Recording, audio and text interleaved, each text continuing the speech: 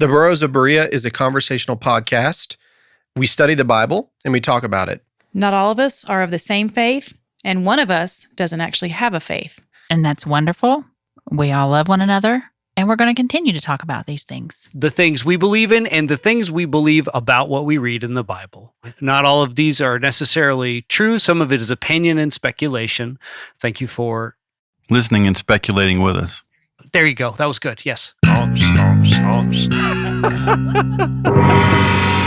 You are listening to the Burrows of Berea. Nody no, no, no, nody no, no, notes, nody no, notes from the underground. Welcome back to the Burrows of Berea. I am Rick Welch, and behind the glass is Rocket Man Andy Bishop. And to my right, Tiziana Severse. The mom.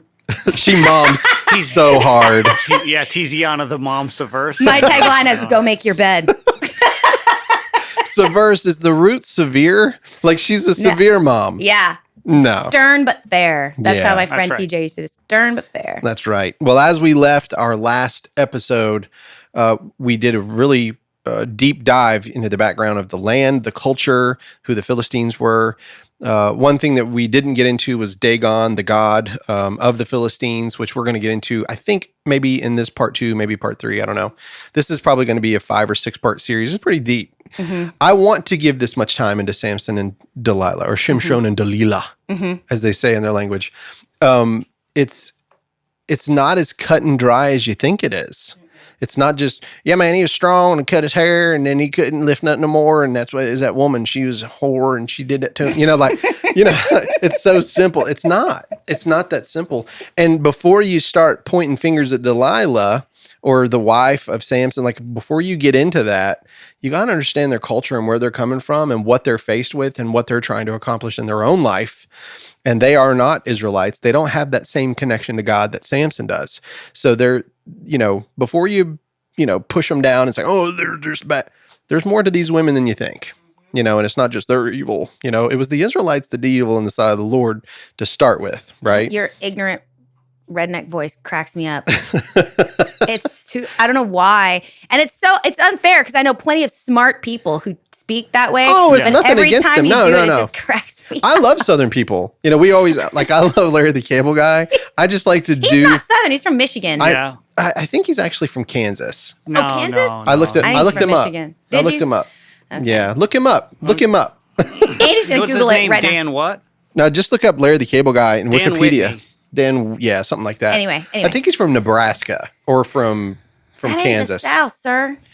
That's the Midwest. I like when he says, I went, he said, I got me some of them edible eating britches. And he said, you better be glad they don't make them things in biscuit and gravy flavored.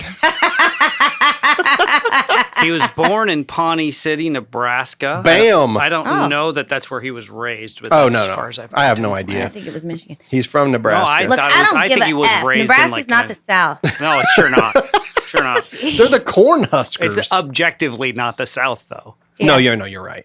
But it's funny because, I use that voice only because I've met some people and they, there are some very, very intelligent Southern people with that same accent. It's Sure. It's like And my it's- Valley Girl voice that Yeah, I do. I'm a process theologian. Yeah, it's just real. It I just love cracks that me up when joke you do so it. much. I do too. It's so funny. Anyway. Okay, story. Samson. Yeah, so here we go. So now Samson has been born and he grew up, and here we are in Judges chapter 14. Do you want to read this one? You want to read some? Yeah, sure. I'll read some. Yeah, let's do it. How far you want me to read? Oh, I don't know. Just put a hand up when you want me to stop. Okay. Once Samson went down to Timnah, and at Timnah he saw a Philistine woman. Then he came up and told his father and mother, I saw a Philistine woman at Timnah. Now get her for me as a wife. But his father and mother said to him, Is there not a woman among your kin or among all our people that you must go and take a wife from the uncircumcised Philistines? But Samson said to his father, Get her for me because she pleases me. His father and mother did not know that this was from the Lord, for he was seeking a pretext to act against the Philistines. At that time, the Philistines had dominion over Israel. Yeah, that's a good place to stop because May I, but I'm sorry. Okay, so interesting fact. He's raised on a pig farm, but he went to high school in West Palm Beach, Florida, which we can all agree is the North. And but he graduated from the Berean Christian School in West Palm Beach in 92 and then went to a Baptist university in Georgia. Wow, Larry the Cable Guy. And what's his actual name again? Dan Whitney. So he Dan had some Whitney. experience in the South. Yeah. Well, yeah, college. The south of the north. Yeah. The north Yeah. of the south. West Palm Beach. Well, I mean, he all went agree to it's the college. He went to a Bible school In for Georgia. college in Georgia, which is pretty. It's about as south as you can. And it was Yeah. called Berean College. So Well, that's the high school. He actually went to the Berean High School. I just thought okay. that was an interesting That is connection. interesting. I like that. Now, I don't Yeah. feel so bad using that voice no more, man. No, No, that's yeah, good. I'm not as mad about it. Well, speaking of Southern, whenever you want a woman, you just tell your parents, go get her. Get her done. Somebody come get her. She's acting like a Philistine. So it's so funny though if you think about it. Like, number one, they're not supposed to intermarry. Absolutely. That's from the law, so they're not Yes. supposed to do that. So that's why his parents are like, "What?" He's like, "I see this hottie," and in I my want her. opinion, Yeah. the Philistines must have been pretty hot. They must have been. They had to be because every time you hear of a Philistine woman taking down a man, they're Yeah. super hot. Now, I have like a whole other thing about that, though. I think they were also the other. Yeah, Everybody wants to have sex the something grass different. is green on the Yeah. other side. I think that That it could also be, had to sure. do with like a sort of exoticism and a sort of fetishization of like these foreign women, quote unquote.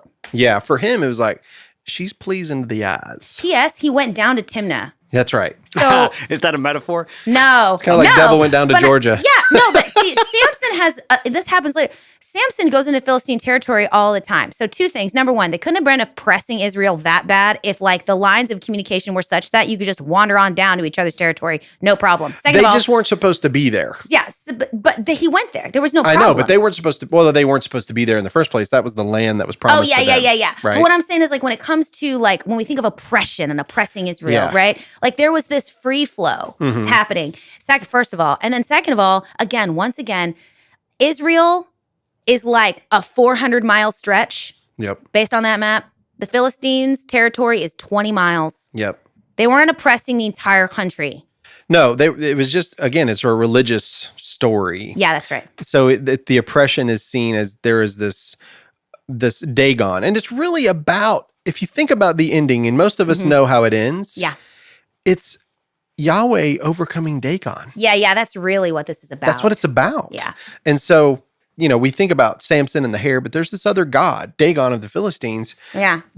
I've heard him called the fish god. You've seen the picture where it's got like the fishtail fin on the bottom.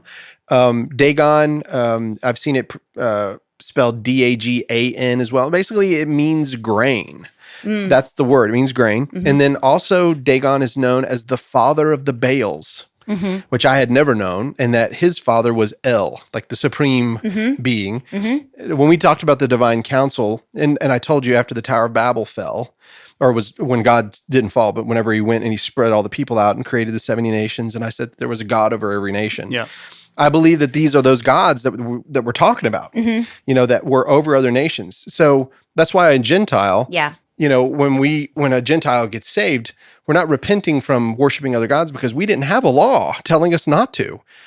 We're just believing that what Christ did was for us. I'm not saying you don't repent of sin. I'm just saying Yeah. that we didn't One take of on the a sins. That's That's one of not them. one of them. Right. Necessarily. I mean, it's not, we're not being judged because we worshiped a false god. They were. Right. They weren't supposed to follow them, Yeah, right? sure. Yeah. So for him to go down into the Philistine country, it's like it says it's of the Lord. Yeah. So Yeah. if it's of the Lord now, this is where Yahweh is Yeah. coming into Dagon territory, Yeah. right? But I don't think it removes culpability. Mm-hmm. That's one of the things that I struggle Oh, with. definitely not. No, yeah, you're right. Because so God, this is like a picture of like we talked about last time when God says don't do a thing, and then except for in this case because it's okay with me because I'm part of it. Yeah. But so anyway, so I think that it's important to keep note just because God is allowing all of this because He's got a plan and He's going to utilize Samson doesn't mean that Samson needs to be valorized or idealized for his behavior. Mm-hmm. He still went down into Philistine territory. And he still found a Philistine woman. Yep. His parents said, don't do that. It's going to be bad. And he Right. still said, too bad. She's hot. Get her for me. But he did. And it's interesting, though, if it says it's of the Lord. So what does that mean it's of the Lord? Does that mean that Samson was tempted and then went on with it and it was of the Lord anyway? I have an opinion about that. That's based on my understanding of, for example, the way that God hardened Pharaoh's heart in Egypt. Mm-hmm. So different scholars have debated this over the years because are human beings puppets or are we not puppets? Right. Like, how does that work? Mm-hmm. And so one of the scholarly articles that I read in school and one that resonates with me is that Pharaoh was not a puppet, but God saw Pharaoh's heart and saw what Pharaoh's intentions already were anyways. Mm-hmm. And so God found a way to go ahead and give him what he wanted anyways. Yeah. So that was Pharaoh's heart was going to be what Pharaoh's heart was. And so God just didn't attempt to change his mind. Right. God said, "Okay, this is what you want to I do. can This see is that. where you're going to go. I'm going to follow suit. I And can I'm going see to that. follow your guiding on this." Yeah. Is that what And- you believe? Because I disagree with that. That's fine. I said God hardened Pharaoh's heart, and that's what I think that's what he did. Yeah. And I understand that. For me, it becomes an issue of then people are puppets and nobody has agency and nobody should be blamed for anything that they do. Not all people. Yeah. When Paul talks about the different vessels, and this is good. This is perfect Yeah, for yeah. this. When Paul talks about the different vessels, some are made for noble purpose and some for Yeah. common. If you lived in the Matrix and you saw a bot that was just in the Matrix doing its thing, it wouldn't matter what that bot was doing for all of the real people that were feeding the Matrix. I know that sounds weird, but in the world that we live in, there are certain people, it says that God turns the heart of the king. Am I wrong? No, you're right. So when you pray, we pray for our leaders. I pray for President Yeah. Biden. I say, God, give him the wisdom to help lead our people. And some people are like, I wouldn't pray for Biden. He's full of hell, and it's like, well, no, actually, I'm supposed to pray for the leaders of my country. I prayed for Trump, even though I couldn't stand him. People are weird if they want their superiors to fail terribly. Yes. Like, I don't think you thought that one through. No, And yeah, here's the right. fact. I want Biden to succeed because if he does, then my nation succeeds, Yeah. which means my people are okay. And we're Yeah. suffering right now in Yeah. weird ways financially and all Yeah. this. And I'm asking God, give him the wisdom to do it. Will God turn his heart and make him see things? I believe so. Give them the magic Yeah. magic wand. I believe that it turns more. So for me, it turns more into every human being has a spark of the divine in them. Every created thing has a spark of the divine in it, right? Whether it's a vessel for destruction or whether it's a vessel for whatever, it has Right. a spark of the divine in it. But that spark of divine is trapped in a body of flesh that has a mind, that has urges, that has a primal nature, and that has trauma. Yeah. And so I believe that when we pray for people, we are praying for the strengthening of that spark of divine that already exists in them so that when God comes, when God says, "Okay, fine, I heard your cry, I will go speak to this person," but they still have to listen. He who has ears to hear, let him listen, let him hear. Not everyone has ears to hear because Everybody's got ears, but not everyone everybody has has ears, ears, but not ears to hear because everyone has that spark of divine in them, but not everybody is working to make that spark of the divine in them live in alignment with their temple. And so God hardened Pharaoh's heart. I understand that that's what it says, but I'm taking it within the context of the language that they had at the time. And the fact that the story is coming from the Israelite perspective specifically. And for me, I think I do agree with some scholars that it's more of like a reference to God giving them over to their lusts, God giving them over to their fantasies, like he did in the days of Noah. God says, I can see what you're doing and I could intervene, but I'm pretty sure it's not going to do anything because I can see all of you completely. Now, the prayers of a good person can move the hand of God to try, but God ultimately knows what is and isn't going to happen. So I think that God hardening Pharaoh's heart, I do believe that the language is more around God surrendering Pharaoh to his own arrogance. When you get to Romans 8, 9, and 10, though, you have to, because Paul breaks it down for you. Yeah, He really but does. Romans, I know you don't like what Paul says all the time, though. it's not that I don't like what Paul says all the time. I also, when we get down to see, we're going to get way off into the stratosphere on this one I know. because I think that when it comes to Paul is using in Romans a Greek rhetorical style. That's right. Where you have an interlocutor.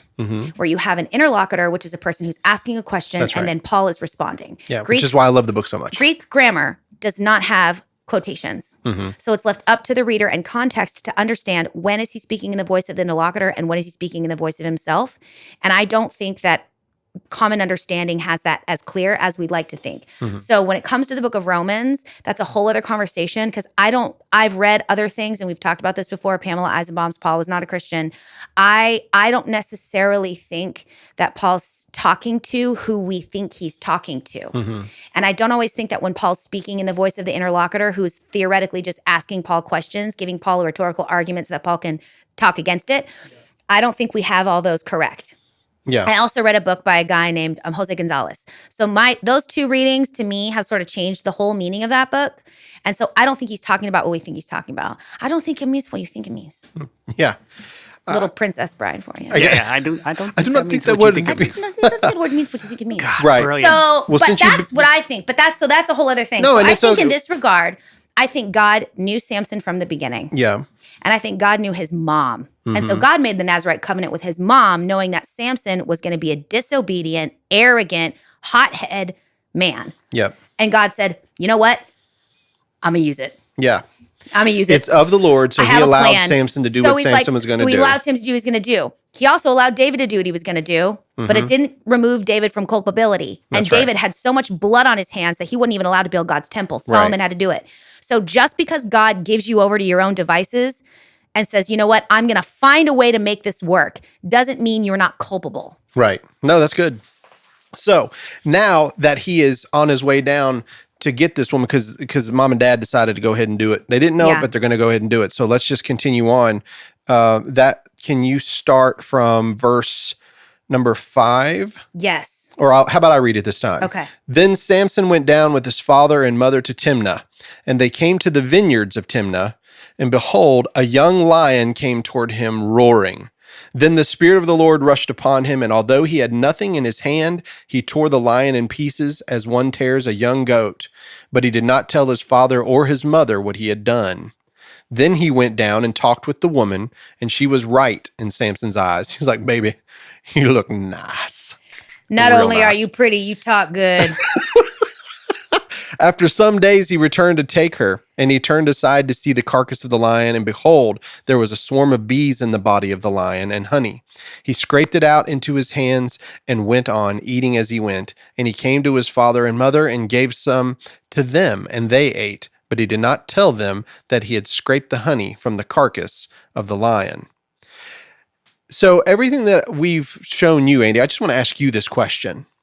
What's wrong with what we just read in regard to this story? I've gotten too many texts. Oh, okay. That's what's wrong with this. Well, I'm dealing with it. I'm so sorry. No, I'm don't dealing worry. with a second thing in the Yeah, background. it's okay. I can't always count on the sound engineer to focus. No, but honestly, you've heard enough of the Nazirite vow that you know that, number one, he's not allowed to go around a corpse. Yeah. Right. Well, he just killed a lion. Mm-hmm. But one of the things... it never would have occurred to me that even mattered. Right, exactly. Because you'd think it means humans, right? You assume. Yeah, well, it says, a lion rushed upon him? Yeah. A young lion came toward him roaring, and the Spirit of the Lord rushed upon him, and although he had nothing in his hand, he tore the lion in pieces as one tears a young goat. Of course, how many of y'all have tore a young goat? So... Oh, that's like every Friday. Right. But Like it's interesting. It standard says, Friday night. if you notice, it sort of sounds like it's going down. It went down. We were looking down with his father and mother to Timnah, where you probably shouldn't be going.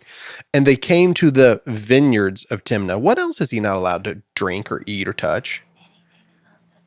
Anything of divine. Exactly. And so the fact that he's going into Timnah, going into the vineyards, it's like Eve and Adam in the garden, like, hey, just touch it, just eat it, Yes. just eat it, right? He's tempting himself really by walking through. So this roaring lion comes out. When I think lion, I think about Satan, the adversary, the roaring lion that's coming to stop him. The lion that seeks to devour. Because that's what that lion came to do.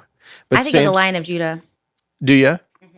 Well, I can go there too, the Lion of Judah, but it says that, Peter talks about the lion, that Satan goes about like a roaring lion seeking to devour. Yeah.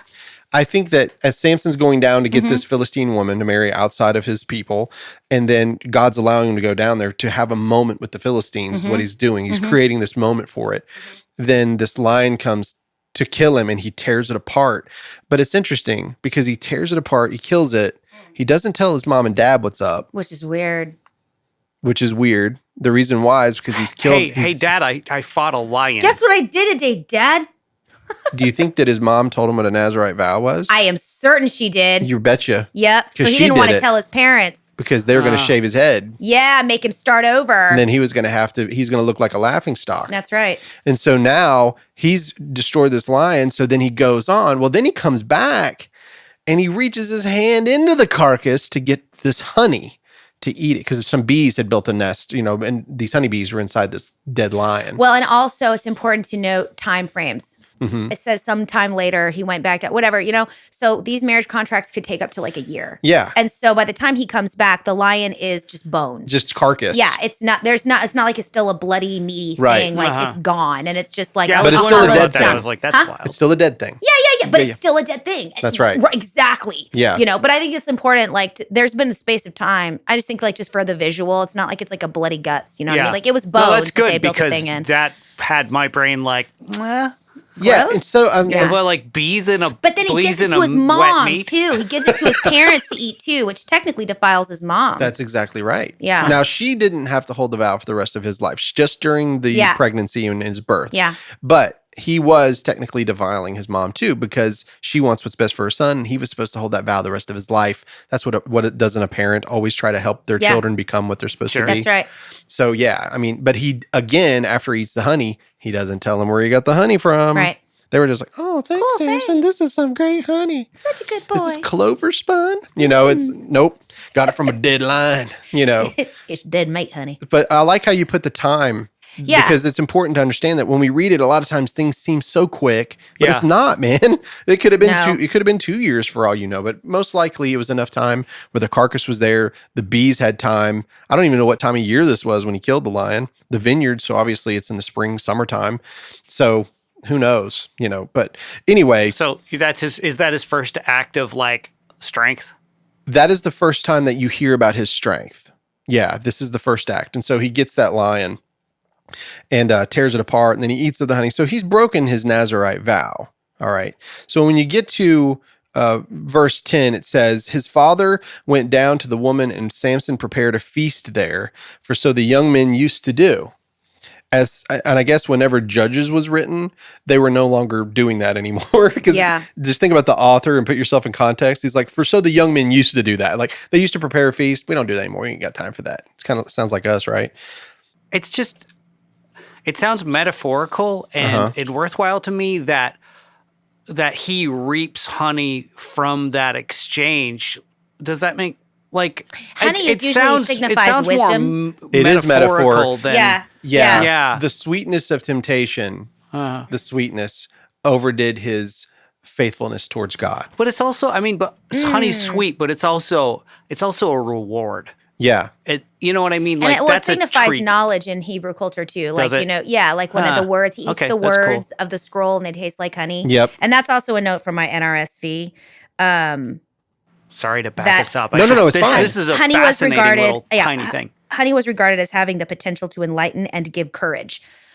So it also is Yeah, that. But that's I from- like that read a lot too. It's like this example of like the temptation of the thing that is sweet that you want, but there's a certain level of courage required. So I think this is just yet another example of God knowing Samson and who he already is and what his traits already are and finding some way to like work it out because it was the plan that he had against the Philistine gods. He was going to use Samson's natural inborn traits for his own purposes, just like he was going to use Pharaoh's natural inborn traits for his own purposes. Casting, baby. And something you're going to start hearing a lot of as we get, through these is you're going to start hearing, and the Spirit of the Lord comes upon him. Yeah. Like that moment whenever the roaring lion was coming. So he was in the vineyards. I think he shouldn't have been there. I don't think so either. And so the roaring lion comes, but it's the Spirit of the Lord that allows him to overcome that enemy. Yeah. But even though he overcomes the enemy, he still goes down, does what he does with this woman. And then when he comes back, that sweetness of that temptation, like victory is mine. It's an example of how Samson is unable to put aside his own desires and do what's right. Right. And that is a common theme for Samson. Yep. We're going to keep seeing It that. most certainly is. Absolutely. So do you mind reading some? No, I don't mind reading at all. You care if you read? Because I love this next part. So let's start with verse 10. And that's where we were just a second ago. His father went down to the woman, and Samson made a feast there as the young men were accustomed to do. When the people saw him, they brought 30 companions to be with him. Samson said to them, "Let me now put a riddle to you. If you can explain it to me within the 7 days of the feast and find it out, then I will give you 30 linen garments and 30 festival garments. 60 in total. But if you cannot explain it to me, then you shall give me 30 linen garments and 30 festal garments. So they said to him, "Ask your riddle, let us hear it." And he said to them, "Out of the eater came something to eat. Out of the strong came something sweet. But for 3 days they could not explain the riddle. On the 4th day, they said to Samson's wife, 'Coax your husband to explain the riddle to us, or we will burn you and your father's house with fire. Have you invited us here to impoverish us?' So Samson's wife wept before him, saying, 'You hate me. You do not really love me. You have asked a riddle of my people, but you have not explained it to me.' He said to her, 'Look, I've not even told my father or my mother. Why should I tell you?' She wept before him the 7 days that their feast lasted, and because she nagged him on the 7th day, he told her. Then she explained the riddle to her people. The men of the town said to him on the 7th day before the sun went down." Will you stop right there? Yeah. Andy, so the riddle. This is the riddle, okay? Yeah, so it was real short. It felt says, like an unfinished sentence. "Out of the eater came something to eat. Out of the strong came something sweet." Uh-huh. Based on what you've just heard that this man did, what do you think he's talking about? What did he just do? The lion. Yeah. The lion and the honey. Sure. Yeah. Correct? Yeah. So he's telling a riddle about something he did. Now, Yeah, that's not really a riddle. Exactly. Thank you. This is called Samson's riddle, but it's interesting, okay? These people, the Philistines, based on what I've read here, they look like a gambling bunch. They like to play. I also, reading in the NRSV, so first of all, the 30 companions were a standard feature of marriage celebrations. But the fact that there were so many suggests the Philistines, that Philistines' impressive physical physique caused them to think they might need extra security. But in the ancient world, proposing and solving riddles was a popular pastime. Yeah. So it's a popular It was just a pastime, thing they did to pass the time. but not the gambling part. Oh, If but you yeah, think about it- not the gambling part. So Okay, yeah, that's what I'm trying to cool. say is Oh, that- that's cool. That's cool. So he's doing this riddle. He's Yeah. playing this common pastime that they all have, but he wants it with a little bit of, let's Yeah. make this interesting. Right. Shall we? Right. So what's the point of the garments? Do you know the point of the garments? Oh no. You only really have one garment, maybe two if you're lucky in ancient times. Yeah. Okay. Yeah. So the fact is, festal garments or the common garment that you would wear, and then also the nice garments that you would wear. So what he's saying is to all of these men, I'll give you two garments. Like this is going to cost a lot. But if you lose, then me, Mr. One Guy, gets all of that, the same quantity. So Yeah. it's really gonna enhance him. Well, they were gonna lose their shirts They were. in the bet. That's 'Cause right. There's two sets of garments, your linen garment and your festal garment, and there were 30 men. So they these- had to give him their clothes. So the Philistines, these guys are a gambling bunch. Yeah. They are. But not only that, they shore up their bets. They play like the mob, right? Because think about it. They play like the mob because they're like, if you don't get us the answer to that riddle, we're going to burn your father's house with fire. Yeah, it's You're gonna terrible. be swimming with the fishes over here. Is he wealthy enough to give out 60 garments? Like, No. what's going on? Which is why Who, he told Samson? a riddle that was impossible to solve. Yeah, I was going to It say. was a dick move. Yeah. Yeah. And Samson does I don't not think so. have that kind of film. Do what? I just said a dick move. Oh, yeah. Well, it's true. It is. It was a really rude thing to do. He got them to agree to the riddle and got them to agree to the gamble, and then told them a riddle that was literally impossible to solve Yeah, because unless you were only he him. knew the answer. Now, have you ever met somebody that isn't necessarily smart, but he tries to play smart? Samson, you might think that this like he's a smart guy, maybe. I don't know. To me, he's not a big dumbo. Like but at the same time, he's playing this game with these other people. And if he comes out on top, not only does he win that, but he's kind of like, I'm the mental giant as well. Like I'm the guy, right? So Samson's not that smart. He really isn't. In fact, he has these severe weaknesses. That's a weakness of his.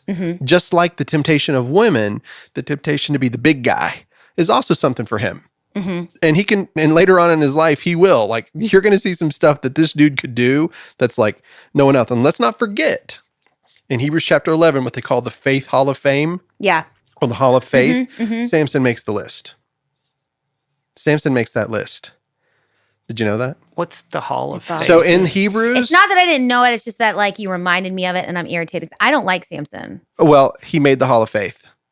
So you got to stop. You got to think about it. This story is not like what we think it is. I think also that it's an example, if I'm careful, because I love David, who was also a jerk. It's an example True. Yeah. of even an imperfect person can please God because all it takes to please God is faith. And it doesn't mean that God approves of these people's behavior or these actions, but what God craves from us more than anything is faith. Right.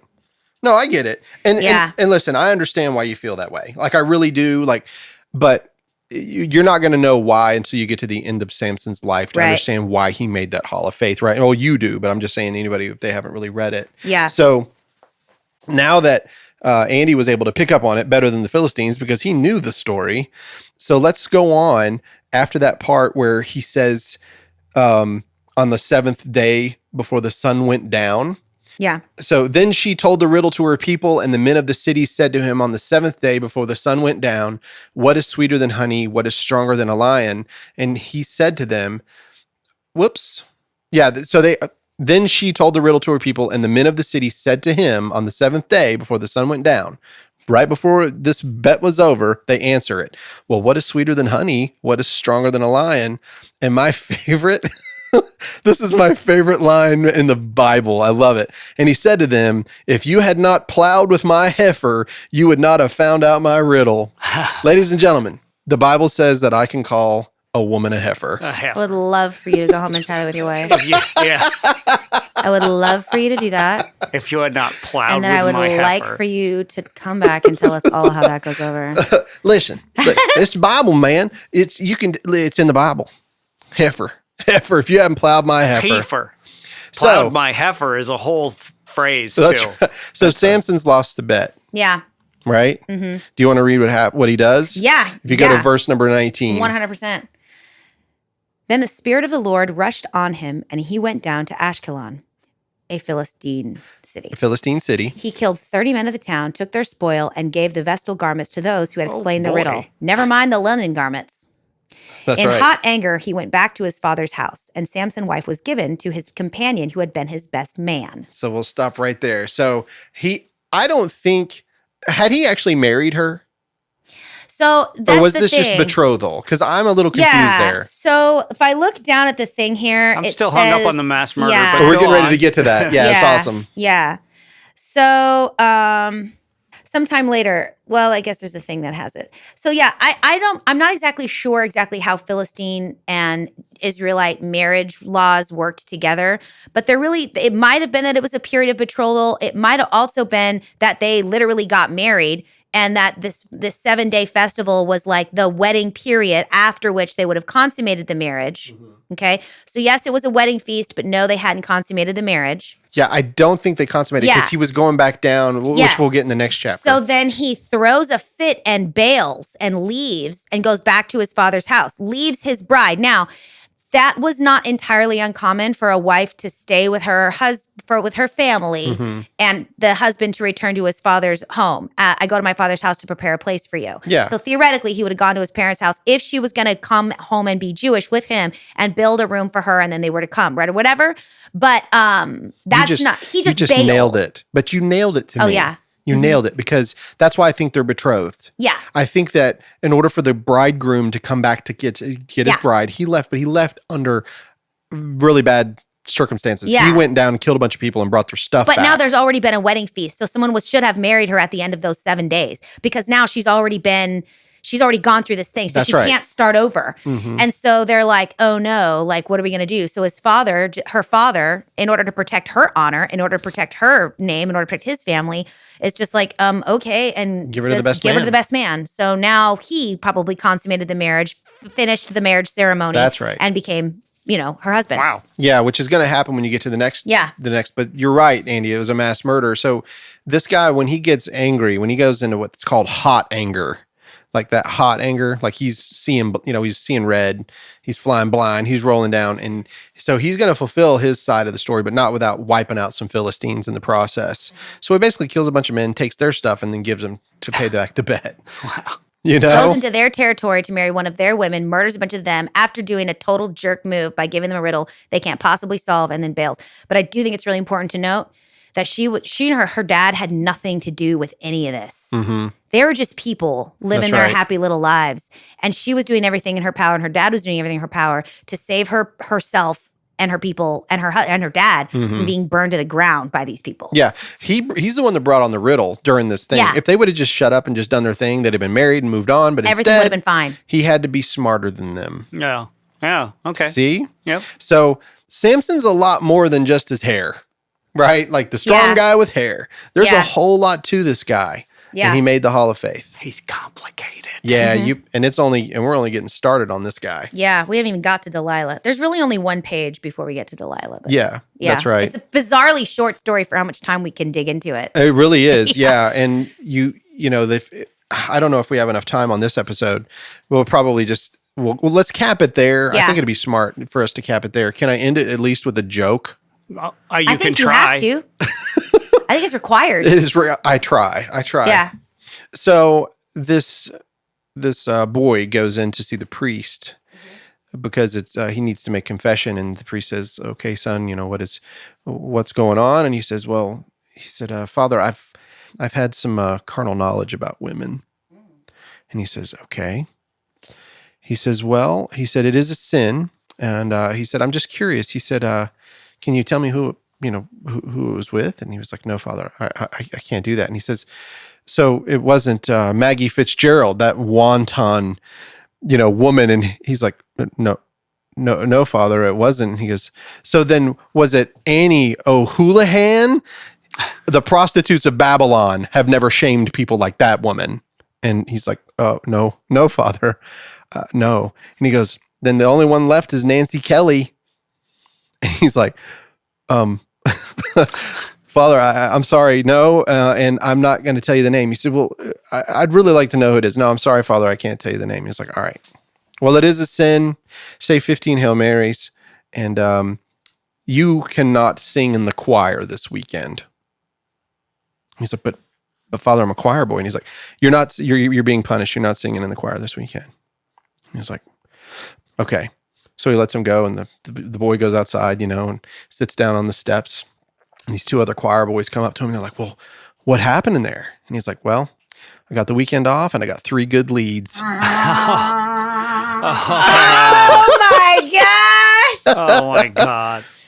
How about that? That's That's- that was all right. That's really funny. Yeah. I love it. I've got 3. I'm glad we got good Monty, the leads. singing donkey, laughing at these jokes. Yeah. Yeah, I'll put it. That's funny stuff. Wow. Anyway, well, Okay, cool. yeah, this was a good study. So we've only gotten part of the way. We haven't actually got to Delilah, which is the study on Samson and Delilah, but we will next time. We'll keep going. Yeah. There's no reason. There's no need to hurry. I mean, you guys are, I think, doing a great job. So Yeah, it's a lot of fun. It's a lot of fun to look back at this and to learn a little bit more. There are some things that I want to remember to remind us when we get there at the end. Is that I want to find, a lot of times we find typology in the Bible and things about Christ, things about John the Baptist, things that I wanted to bring out that we didn't get to today, and we will at the very end. But just remember, this is a religious story, and this is about Yahweh against Dagon and about his people against other people. And we don't live in that world today. The world we live in today, Christ paid for all of that so that we all are the same. We all are the same now. We can all cry out to him. We're not pushed back and forth about this anymore. Does that make any sense to you? Okay, good. Well, Tiziana, thanks so much for being here. Oh yeah, it's lovely. Yeah, I can't wait. Let's get the next few parts on the schedule before that baby gets here, can't Yeah. You know? yeah. When's your due date-ish? Well, it's October 24th, but it's not. I'm not going to go that long. we? No. No, I mean, nobody in my family carries a baby past 37 weeks. Really? Yeah, we cook them and pop them out. A baby is fully grown at 36 weeks. After that, they just gain weight. Like Yeah. a 36-week-old baby is perfectly fine. So I imagine sometime end of September, first part of October. Are you going to do anything different this time? Are you going to go to a hospital, or are you going to do anything different? No, I mean, I went to a hospital last time because my water broke, but I wasn't in labor. Aurora was premature by she was a 34-week baby, 34 and a half weeks. So I had to have more medical interventions than I would have wanted, but I did have her without any drugs. So she was a totally natural birth. Wow. And you were standing. You were a beast. Yeah, I told you all that story. Yeah. Squatting. Squatted down. Yeah. Pushed her out like a champion. But You were metal. Yeah, so metal. That's right. Yeah, that's right. I forgot to tell you Dylan that. said you were Yeah, metal. he said it was the most metal thing he's ever seen. But so I don't know. I'd like to do natural birth again. If you had asked me, do I want to do natural birth again after she was born, I would have been like, you're insane. Give me every drug that was ever made. Right. And I used to have dreams where I was going into labor again and there were no drugs and I would get this like feeling of dread. But there's been enough time that's passed between then and now that I'm like, oh, I did it again. It's fine. Which I think is one of the gorgeous things about the brain and like the sort of post-birth amnesia and the way the brain can sort of like gloss over trauma and pain. And so I would like to do it again naturally just because it was a really cool experience to be with Aurora when that was happening. We did it together. But when I get there, I'm so not opposed to drugs anymore. At the time, I was like, no drugs. Now I'm like, maybe drugs. Well, I got to tell you. So the mother of my children, Kelly, she, my first wife, she was a beast like you. Like she wouldn't even take like a Tylenol. She just, not even a Tylenol. Like she was like straight up natural birth. And I remember we're sitting in Party Hospital, had just built these really nice rooms that were calm. It wasn't like the old school. It was like really nice. This was in the 90s, of course. So I'm sitting next to her and we have a midwife, which is totally new. This is our second child. And the first one, we had a really bad experience with the doctor yelling and screaming at her because when she was trying to push the baby out, she would scream instead of holding it in. And he was like, if you just hold it in, that baby would be here by now. And like, want to punch that dude in the mouth, like, God, are you serious? Like, y'all can't see my face right now. So we had a bad experience. So she was like, not doing it, like midwife it. Let's make totally. This, and I really liked this midwife. It was really cool. So she's not taking drugs. We're in this like calm little room with candles and everything. Like it was very peaceful. And she was talking about how the baby would, come out and it would be a peaceful setting and immediately attached to the mom and like all these things, right? So she's taking no medicine. You know where this is headed, I think. So Kelly's doing fine. Everything's fine. And then she goes into transition. And for those of you dudes that don't know, this is the moment when the baby's like, it's time. It's getting there. Yeah. And she looked at me and she grabbed my hand like so hard. And she was like, am I going to die? And I said, no, you're not going to die. You're going to have this baby. Everything's fine. And she was like, okay. And so she shuts her eyes and I looked at the midwife and I was like, is she going to die? Yeah. Like, oh my God. Yeah. What is happening? Yeah. So, I mean, I've been there. You're a beast. It's to do it natural. Yeah. A lot of people use the epidural and it's like, oh, we just had the baby. Cool. Let me read this magazine. They're having a baby while they're reading, Mad Magazine. Look, no judgment. I got an anesthesia when I got my teeth out. There were plenty of people that used to get their teeth yanked with absolutely nothing in medieval times. Hey, I can't imagine. And I might choose drugs this time. I'm not going to put that on. Yeah, not going to rule it out. No judgment, but I just say you're a beast by doing them. I mean, that's awesome. Yeah. My plan is to do it natural again, but, we'll cross that bridge when we get there. Sure. Yeah. Well, Andy has been great. Absolutely. Tiziana's so great, fun. and I can't wait till the next part. So we will talk to you again next time on the Burrows of Berea. Woo. Hey guys, this is Rick from the Burrows of Berea. Do you know how much blood, sweat, and tears it takes to make a podcast? None. But that doesn't mean that it doesn't cost a lot. And so if you guys don't mind, if anybody would like to give to help us with these episodes, it would be great. We'll put out even more content. And if you go to our Patreon page, just search for the Burrows of Berea, you'll get extra notes, extra episodes, and it's pretty much free. $1 gets you a lot. Thanks, guys. Love him Me so too. much. I know. He rocks. So much. I know. I love Jesus too. And that's the part that I don't know what I would do without him. Yeah. No matter what, no matter how like heretical or like out there my beliefs get, one thing I have in common with absolutely every single Christian on the history of man and will has been and will ever be is our shared absolute love and admiration and deep relationship with Jesus Christ. Yeah, that's right. That's the only thing. There's in some regards, that's the only thing I have in common. Yeah. With other Christians. That's right. But that's the one thing I can't get away. Nor would I want to. Did I ever tell you, this is random, did I ever tell you about the time I went to see like an energy healer? No. Yeah. So I went to see this woman who was like an energy healer. And this was during the period of time where I was like, had left Christianity and was just looking for God anywhere I could find them, Mm-hmm. And I go to this woman's house and she opens the door and she goes, well, And I just looked at her. She didn't know me at all. Whale. Yeah, she didn't know me at all. And she goes, so I opened myself up to all the guys in all the universe today. And I said, who would like to be here with Tiziana on her journey? And Jesus pushed everybody out of the way and said, me, this one's mine. Really? Yeah. And I just looked at it and I was like, sounds right. That I sounds love correct. that. Yeah. I love that. Now, It's actually, like, Kuan Yin was there too, you which are is mine. interesting. But yeah. and I am yours. You are mine, and I am Yes, yours. Jesus pushed everybody. She said, she's opened the door and said, whale. I just looked at her. Whale. Yeah. She said, Jesus just pushed everybody out of the way and said, me, this one's mine. Yes. I love it. Yeah. And that was actually where, anyway, well, there's a whole other thing there, but whatever. Yeah. As we're surrounded by such a great crowd of witnesses, Yeah, you were talking about that once before. I have different people that I think participate in my journey. Different angels, different guides. Jesus is, of course, Lord of all, but he's got a team that works with me. Yeah. And Mary Magdalene is one of them. And she showed up at that appointment and told me why she had been with me for as long as she'd been with me. Really? Mm-hmm. I've never had an experience like that. Well- I've had these moments when I'm reading the scripture when it's like a flood. Mm-hmm. Have you had those? Like it's where like all the words, like you would think they're too jumbled, but in fact you're just absorbing them almost like osmosis. It's not like the Bible on your hand. It's just like all the words you've studied all your life, and then you get something and it's like the Spirit just goes, it's like a rush. And then suddenly you get something you never saw before. Yeah. Like I love that. That's what I've experienced. I have a very uniquely, I'm a woman. And so I have a very unique experience in that I navigate in a woman's body and suffer the things that are socially and culturally suffered by Sure. embodied women. Now, trans women have their own sufferings as well. I'm not going to sit here and say that trans women don't have any suffering. And historically, there are some really unique sufferings that happen to womb-bearing bodies. Yeah. Can I Whether say they're to men or trans men and trans women Yeah. out there, Jesus died for you. Yeah, and also, can I just say there's nothing wrong with you and you're perfect the way that you are? Jesus died for you. Yeah, Well, I can't say that about them. I do. No. Well, you talk about I'm talking about their identities no one is and their perfect. bodies. No Yeah. one is perfect, but Christ alone. Okay, yeah. I Sorry. think the reasoning That's like is saying Your literally a bodies are million. made the way your bodies are made, and it's okay. There's nothing wrong with God the way God made your body. God is able. God is Yeah. able to Yeah. do abundantly above what we even think. Yeah. We know But that. so there's been periods of time where I've been really down and I've needed a comfort.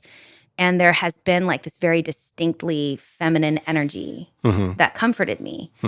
And several times I remember I was like, who are you? And I never got a clear name. And it was at that experience where Jesus pushed everybody out of the way and said, I'm yours and you're mine. This one's mine. That Mary Magdalene showed up and she was like, Mary Magdalene's here. And Mary Magdalene was like, all of those times it was me. It was me. Huh. Yeah. Really? Man, I have never had an experience like that in my life. Never. I'm weird though. And I allow that. 'Cause the thing is, I allow that sort of thing. Yeah. Because I don't believe that every ascended being just now is done and doesn't participate. Because the Bible says we're surrounded by a great cloud of witnesses, and other ethereal beings are constantly appearing to people here and there. Right. So I don't think that every ascended being just stops being here on the earth. And I also don't think that every being that comes to me that's not Jesus is a demon. I just don't think that. Right. I think that Jesus is Lord of all and is Sure. in charge of it all. But I think it's a team of people. I mean, the council is constantly referred to. The heavenly council is constantly referred to, especially like look at Job, the story of Job. So I believe that Jesus has a team on me. And they include my guardian angels and they include different ascended beings that care for me. And again, Jesus is in charge of it. He's the doctor in charge of my You're care. not really saying anything different than somebody that I know that says, I feel like my mom's looking down on me. Like Yeah. somebody saying it like that. You're saying Yeah. ascended being and it sounds weird. It's Sure. not weird. It's just like saying my uncle died. He was my best friend and I think he's watching out for me. Like Yeah. people say Yeah. that all the Yeah. time. You Yeah, know? Like, yeah. Absolutely. That's not weird. And so Mary Magdalene is one of the ones that watches out for Right. me. And you have such a, like, you love Mary Magdalene, and I do too. The character, I hate to see even character. Her character is great. We're reading the Bible. She was a real person. I wrote a song when I was hiking the trail of the Camino. Yeah, you said that in And your testimony. I sat at her thing and I wrote this song for her. I've got to sing it for you one of these times, Annie. We should record it. Okay. Yeah, please. Yeah. Yeah. Yeah. Yes.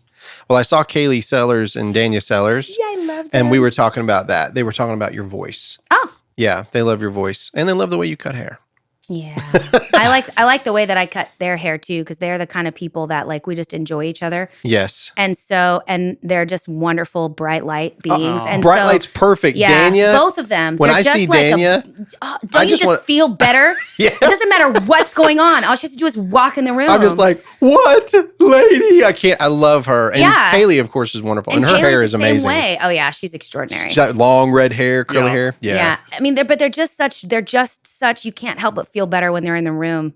I know. And so I enjoy seeing them too. I know they're wonderful sweet. people. Yeah, I love them. Well, let's get into this.